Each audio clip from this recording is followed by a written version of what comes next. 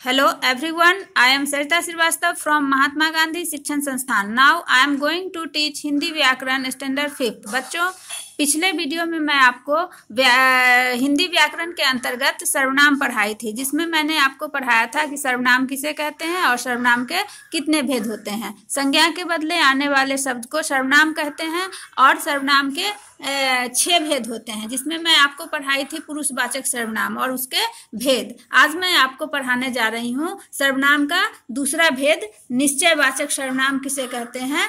तो बच्चों, निश्चयवाचक सर्वनाम वे सर्वनाम शब्द जिनके द्वारा किसी निश्चित व्यक्ति या वस्तु की ओर संकेत किया जाता है, यानी कि जो निश्चय हो, जिसके बारे में निश्चितता का बोध होता हो, उसे हम निश्चयवाचक सर्वनाम कहते हैं। जैसे यह घर मेरा है, तो इसमें यह जो शब्द आया, यह निश्चितता का बोध कराता है, इसलिए यह निश्चयवाचक सर्वनाम हुआ। वह घड़ी तुम्हारी है, अगला उदाहरण है वह घड़ी तुम्हारी है। इसमें वह शब्द जो आया, ये जो है निश्चितता का बोध कराया कि वह घड़ी तुम्हारी ही है, तो यह वह शब्द जो है वह निश्चयवाचक सर्वनाम कहलाया, तो यह वह निश्चयवाचक सर्वनाम है। अब तीसरा इसका भेद होता है सर्वनाम का अनिश्चयवाचक सर्वनाम।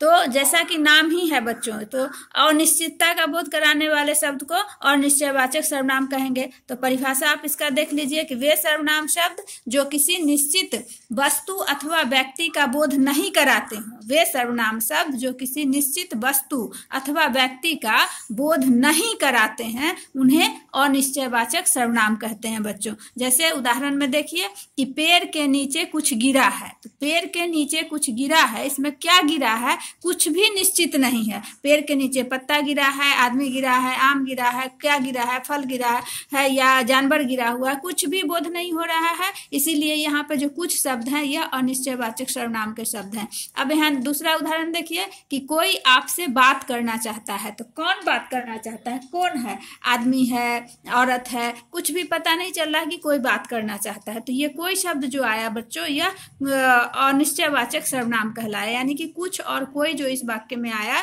ये अनिश्चयवाचक सर्वनाम कहलाए।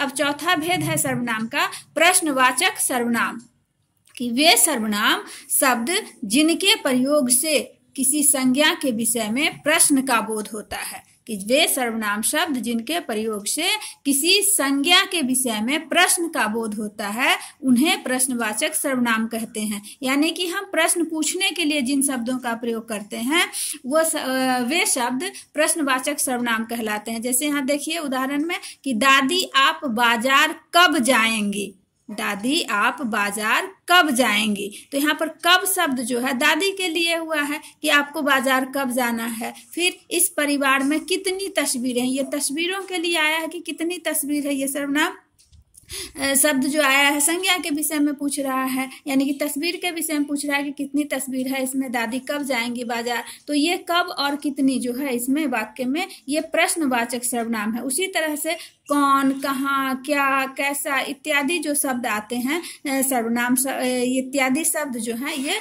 प्रश्नवाचक सर्वनाम के शब्द हैं। तो आज मैं बच्चों इतना ही सर्वनाम के अंतर्गत पढ़ा रही हूँ। अगले वीडियो में मैं आपको सर्वनाम के और जो 2 भेद हैं उन भेदों पर प्रकाश डालूंगी। तब तक के लिए धन्यवाद।